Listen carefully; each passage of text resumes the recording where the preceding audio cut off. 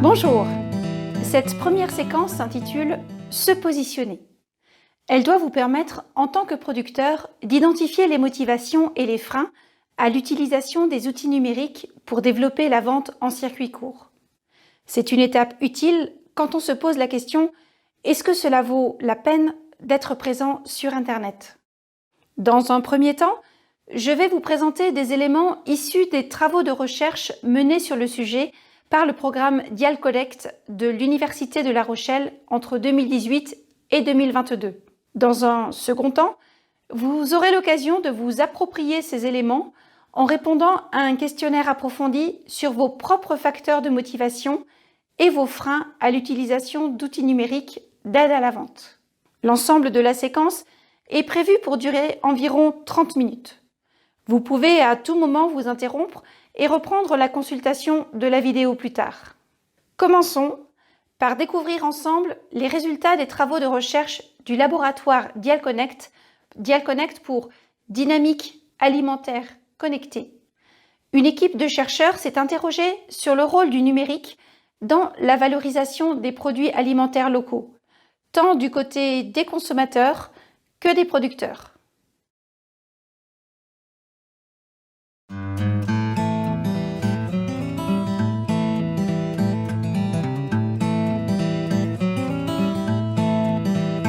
Les achats alimentaires se développent aujourd'hui en ligne grâce à des modalités diverses, des drives fermiers ou des paniers, suivant l'exemple d'autres secteurs. Le programme de recherche Dialconnect pour dynamiques alimentaires connectées s'intéresse justement à ce phénomène, en se questionnant sur les dynamiques d'achat des produits alimentaires locaux et la place du numérique dans ces achats. Dans ce programme, deux axes de recherche. Le premier volet s'attache à comprendre les pratiques des consommateurs. Il s'agit tout d'abord de mesurer l'évolution de ces achats de produits alimentaires locaux et l'utilisation du numérique. Les consommateurs achètent-ils toujours plus de produits locaux? Utilisent-ils des outils pour se renseigner ou pour acheter? Un baromètre réalisé chaque année sur un panel de consommateurs représentatifs de la population française nous permet de répondre à ces questions. Nous cherchons également à décrire précisément les parcours d'achat des produits alimentaires locaux. Quelle combinaison d'outils et de lieux d'achat les acheteurs adoptent-ils? Il s'agit d'identifier une typologie des combinaisons possibles. Une troisième question est celle de l'attitude des acheteurs à l'égard de cette digitalisation. Les réactions sont-elles positives, négatives ou bien ambivalentes? Enfin, nous nous attachons à comprendre et mesurer l'appropriation des dispositifs numériques par les acheteurs. Qu'est-ce qui fait qu'un consommateur va utiliser tel outil numérique et se l'approprier? La Chambre d'agriculture de la Charente-Maritime et des Deux-Sèvres observe les comportements d'achat numérique des consommateurs, que ce soit sur les produits ou sur les services, comme pour le tourisme rural avec le réseau Bienvenue à la ferme. On se rend compte que l'achat alimentaire en ligne ne semble pas vivre au même rythme que celui des autres secteurs d'activité. Y a-t-il une exception alimentaire sur l'achat en ligne? Y a-t-il une exception sur l'achat alimentaire fermier? Des questions que se pose la Chambre et qui ont conduit à ce partenariat avec Dialconnect. Afin d'apporter un appui qualifié aux agriculteurs et aux collectivités qui souhaitent se mobiliser pour les soutenir, nous avons besoin d'avoir plus d'informations sur les outils, sur leurs finalités. Plus d'informations, plus de ventes, une meilleure gouvernance et un rapprochement consommateur-agriculteur. Le second volet du programme Dynamiques alimentaires connectées s'attache également à comprendre le rapport au numérique, mais cette fois-ci du point de vue des producteurs agricoles. Ici, deux objectifs principaux guident nos recherches. Réaliser une typologie des dispositifs numériques existants. Quels sont ceux utilisés par les producteurs pour commercialiser leurs produits? Deuxièmement, identifier les facteurs d'appropriation de ces dispositifs. Qu'est-ce qui fait que les producteurs les utilisent ou non pour commercialiser leurs produits? Comment les producteurs les choisissent-ils? Nous nous attachons à comprendre quels usages ils ont de ces dispositifs et comment ils se les approprient. Alors j'utilise différents canaux numériques, notamment un site internet que j'ai créé maintenant depuis 2 ans. Ce site internet me permet d'expliquer qui nous sommes et la façon dont nous travaillons la viande bovine. Et puis avec une fiche contact sur le site internet, les gens ont la possibilité, après avoir étudié un peu le site où je propose aussi des recettes, de commander leur viande un peu en direct. Donc leur commande arrive directement sur ma boîte mail. Ensuite, j'utilise beaucoup les réseaux sociaux, notamment Facebook. Sur Facebook, je fais un peu le quotidien de la ferme. Donc je fais des posts très souvent en fonction des saisons, en fonction des travaux que l'on fait dans les champs, l'évolution des plantes, je montre les naissances, la préparation des foins, etc. Ces questions sont explorées dans une dynamique de recherche-action, en partenariat avec des acteurs de terrain. Des organismes de développement agricole, comme la Chambre d'agriculture Charente-Maritime de Sèvres ou la FIPAR, des collectivités territoriales, comme le département de Charente-Maritime ou la communauté d'agglomération de La Rochelle, et aussi des réseaux de producteurs, comme le réseau Plaisir Fermier. Ils partagent avec nous leur expérience et ils nous font part de leurs questions. Ce travail collaboratif est mis en place grâce à des comités de pilotage, du co-encadrement de stages, des séminaires de restitution de travaux. Et c'est cette dynamique qui nous permet de rendre nos questionnements pragmatiques et surtout qui nous amène à opérer un transfert scientifique et opérationnel des différentes connaissances acquises dans le projet. Nous nous sommes engagés dans le projet DialConnect de manière à mieux comprendre les usages du numérique pour l'achat de produits fermiers en ligne. De cette façon, nous pourrons au mieux adapter notre service Drive proposé à nos clients en fonction de leurs attentes et besoins.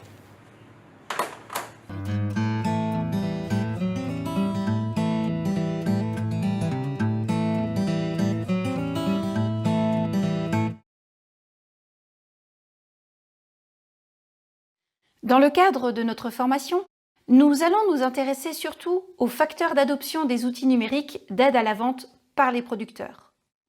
Depuis les années 60 en France, l'agriculture connaît des vagues successives d'innovation faisant profondément évoluer les métiers agricoles et les modes de production.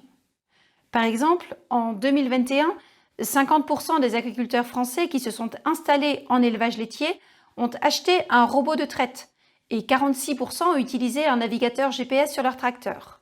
Quant à Internet, 79% des agriculteurs l'utilisent pour leur activité. Mais il semblerait qu'aucune recherche n'étudie spécifiquement l'utilisation par les producteurs d'outils numériques pour la vente en circuit court. Les chercheurs de DialConnect ont donc mené en 2019-2020 une enquête de terrain auprès de 21 producteurs, maraîchers, éleveurs bovins, viticulteurs, ostréiculteurs, producteurs de fromage, pêcheurs, de la région Nouvelle-Aquitaine. Des entretiens semi-directifs ont permis de recueillir leurs motivations et freins à l'adoption d'outils numériques pour développer leur vente. L'analyse de ces entretiens a permis aux chercheurs d'identifier 3 principaux déterminants de l'adoption d'outils numériques dans l'aide à la vente par les producteurs: des facteurs technologiques, des facteurs organisationnels et des facteurs environnementaux. Ces facteurs auront une influence sur la décision d'un agriculteur de se lancer dans l'utilisation ou non des outils numériques pour son activité. Commençons par les facteurs liés à l'usage de la technologie. Il y a d'abord une complexité perçue. Les outils numériques sont parfois perçus comme complexes à maîtriser par les producteurs, qui estiment pour certains ne pas disposer des compétences suffisantes pour les utiliser dans leur activité professionnelle. Ils n'ont pas toujours confiance dans ces outils qu'ils connaissent mal et donc ne maîtrisent pas. J'ai un compte Facebook, mais je n'ai jamais compris comment ça marchait. Alors sur le moment, ça paraît simple, mais le lendemain, tout seul, eh bien c'est fini. Je suis perdu. Ces facteurs vont donc à l'encontre de l'adoption d'outils numériques par les producteurs. Préoccupation de la communication. En revanche, ils ont conscience de l'intérêt de ces outils pour gagner en visibilité, améliorer leur image de marque et promouvoir leur métier auprès du grand public. Cette communication maîtrisée est une préoccupation qui motive certains producteurs à s'intéresser aux outils numériques et à partager leur quotidien sur les réseaux sociaux notamment. Et puis moi, ce que j'essaie de mettre en place en termes de stratégie, c'est de faire voir un peu les coulisses de la fabrication. Mais en fait, ça plaît beaucoup. La préoccupation de la performance. Enfin, les producteurs sont soucieux de l'impact de l'utilisation de ces outils sur leur performance économique. Il s'agit pour eux d'augmenter leur chiffre d'affaires, d'améliorer leur rentabilité, tout en limitant le temps passé à la mise en œuvre de ces outils numériques. La préoccupation de la performance économique est déterminante pour décider un producteur à adopter ou non des outils numériques. Oui, ça a été un gain de temps et de visibilité. C'est plutôt la visibilité que ça a apporté qui a augmenté le chiffre d'affaires. Viennent ensuite des facteurs liés à l'organisation du travail. En s'interrogeant sur les freins à l'adoption d'outils numériques, les principaux résident dans l'impact que ces outils vont avoir sur l'activité de la ferme. Est-ce que la capacité de production suivra pour répondre à une demande supplémentaire? Les compétences et le matériel nécessaires à l'utilisation de ces outils au quotidien existent-ils sur la ferme? Qui va s'en charger? Quels changements sur le planning de travail ces nouveaux outils vont-ils occasionner? Je ne me sens pas capable de gérer quelque chose de beaucoup plus gros. Je peux faire un peu plus, mais pas trop. Ces freins ne s'observent pas uniquement sur la question des outils numériques. Il s'agit plus largement d'accompagner le changement des pratiques, de prévoir la transition progressive vers un mode de fonctionnement qui intègre les outils numériques dans l'activité de la ferme. Cela implique de ne pas laisser le producteur seul face à ce projet. Enfin, des éléments liés à l'environnement immédiat des agriculteurs peuvent influer sur l'adoption ou non d'outils numériques. La pression des consommateurs. Les clients sont de plus en plus demandeurs d'outils numériques pour faire leurs achats alimentaires. Ils interpellent directement les producteurs pour les inciter à adopter des outils comme les systèmes de commande en ligne, synonymes de facilité pour le consommateur. Ce sont des prescripteurs convaincants pour les agriculteurs. Notre raisonnement dès le départ, c'était de sortir du côté « Ah, les bio, c'est des routes ». On voulait donner un côté pro, entre guillemets, à notre exploitation, même si c'était bio. Donc on voulait une page Facebook, une page Internet, un site qui était bien fait et tout ça. La pression des concurrents. De même, les choix effectués par leurs concurrents peuvent aussi motiver des agriculteurs à opter pour des outils numériques. Nos voisins ont un site, alors j'ai pensé qu'il nous en fallait un. Il s'agit de rester visible face à des concurrents et de ne pas se laisser distancer sur le marché alimentaire local. Ensuite, des pressions institutionnelles. Dans certains cas, ce sont des partenaires commerciaux ou institutionnels qui exercent une forme de pression pour inciter les producteurs à adopter des outils numériques. Aujourd'hui, même dans le milieu agricole, toutes les démarches sociales et administratives sont informatisées, de même que les demandes de financement et de subventions qui passent désormais par Internet, obligeant les agriculteurs à développer leur agilité numérique. Dans d'autres cas, des démarchages pour des services numériques d'aide à la commercialisation peuvent aussi permettre aux producteurs de se convaincre d'adopter des outils qui s'avèrent pertinents pour développer leur activité, comme en témoigne un agriculteur interrogé. J'avoue que Kagette, quand ils nous ont contactés, ça nous a vraiment aidés. Et enfin, des pressions conjoncturelles. La crise du Covid a suscité une pression aussi soudaine que forte sur les agriculteurs pour qu'ils déploient des systèmes de vente en ligne pendant les confinements. L'avenir semble montrer que les systèmes de vente à distance mis en place à cette occasion n'ont pas tous perduré. Faut-il alors céder aux pressions liées à une conjoncture imprévisible? Il s'agit d'estimer l'équilibre entre le gain immédiat lié à une demande très forte et le coût de l'investissement. Ceux qui ont tiré le plus grand bénéfice de cette expérience intense étaient les structures disposant déjà d'outils numériques opérationnels. Cela pose la question de jusqu'où s'adapter à la demande fluctuante des clients. Nous venons d'étudier les raisons qui incitent des producteurs à utiliser des outils numériques pour vendre leurs produits. Intéressons-nous à présent à l'attitude de leurs clients à l'égard de ces mêmes outils numériques. Quelles sont leurs attentes? Quels usages font-ils du numérique pour leurs achats alimentaires? Depuis quelques années, nombre de distributeurs introduisent des outils numériques pour renouveler ce qu'on appelle l'expérience client. Suivant l'exemple d'autres secteurs, les producteurs et détaillants de produits alimentaires locaux développent et proposent régulièrement de nouvelles et nombreuses modalités de vente et services digitalisés. Drive fermier, casier de retrait, box, abonnement, livraison à domicile ou en point relais, etc. Souvent présentés de façon très valorisante, on constate en parallèle que ces outils numériques sont parfois ignorés, abandonnés ou font l'objet même d'une certaine résistance de la part de certains clients. On peut dire que l'utilisation des outils numériques pour l'achat de produits alimentaires locaux suscite une ambivalence de la part des clients qu'il est intéressant d'étudier. C'est ce qu'a fait un chercheur doctorant du programme Dial en enquêtant auprès de consommateurs de produits locaux sur leurs usages du numérique pour leurs achats alimentaires.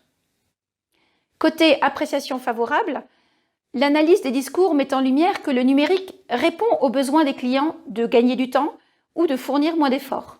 Je trouve ça très pratique le drive du magasin de producteur. Je sors du boulot, je fais ma liste. On arrive, on charge dans la voiture, on repart. C'est un gain de temps non négligeable. Puis bon, leur site internet est très pratique en plus. L'utilisation d'outils numériques répond également aux besoins de liberté des acheteurs qui souhaitent faire leurs courses locales auprès de qui ils le souhaitent, où ils le souhaitent et quand ils le souhaitent. Je vais sur leur site, je regarde ce qu'ils ont, je décide d'acheter ou de ne pas acheter. Enfin, d'autres témoignages expriment le fait que les outils numériques permettent de prolonger le lien privilégié établi entre le producteur et le consommateur. Je pense que je suis passé par le drive parce que je suis allé dans le magasin de producteur avant. J'ai vu les produits, l'ambiance aussi. J'ai eu l'occasion de discuter avec des vendeurs, avec les producteurs qui étaient présents. Je pense que ça m'a permis de passer par le drive après, ce que je n'aurais sans doute pas fait sans connaître le magasin. Me connaissant, c'est même certain. Côté appréciation défavorable à présent. Dans le même temps, l'utilisation des technologies peut être perçue comme insatisfaisante car elle est associée par les acheteurs à une réduction des interactions sociales avec le producteur ou avec d'autres consommateurs. Alors le drive fermier, je le fais vraiment de façon très ponctuelle, parce que je trouve ça sympathique de pouvoir aller au magasin et de pouvoir discuter avec les producteurs. Le drive enlève le côté proximité de cet échange. L'utilisation croissante des outils numériques exige également des compétences qui excluent certains clients. On passe au tout numérique maintenant. Et justement, le problème du drive des produits fermiers, c'est que quelqu'un qui n'a pas la capacité, c'est-à-dire quelqu'un qui ne sait pas faire, et il y en a autour de moi, il est bloqué par ce foutu numérique. En conclusion, il n'existe pas de réaction unanime des clients à l'égard des outils numériques. Plusieurs appréciations favorables sont à relever, car ce sont des arguments à prendre en compte dans la formulation du message adressé aux futurs clients. La praticité, l'utilité des commandes en ligne, le gain de temps, la liberté de pouvoir commander quand on veut, la liberté de choisir d'acheter ou pas, des informations sur les disponibilités pour mieux prévoir ses menus, des idées recettes pour cuisiner des légumes méconnus, des informations sur des manifestations du secteur, la découverte de nouveaux producteurs locaux, un achat engagé pour soutenir des producteurs, un accès facilité à des produits locaux, le maintien de la facilité du lien d'achat auprès du producteur et une expérience agréable d'achat avec la découverte des produits de la semaine. Cette étude permet cependant de prendre conscience des réserves, parfois inconscientes ou tacites, des clients quant à l'utilisation des outils numériques pour leurs achats alimentaires. Listons-les pour envisager une communication rassurante à destination des clients rétifs au numérique.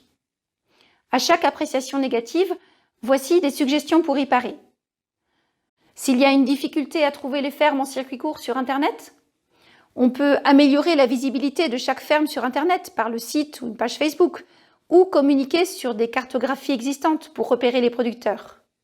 S'il y a des difficultés à naviguer intuitivement sur les sites de commande en ligne, on peut organiser des apéros formation avec les clients intéressés.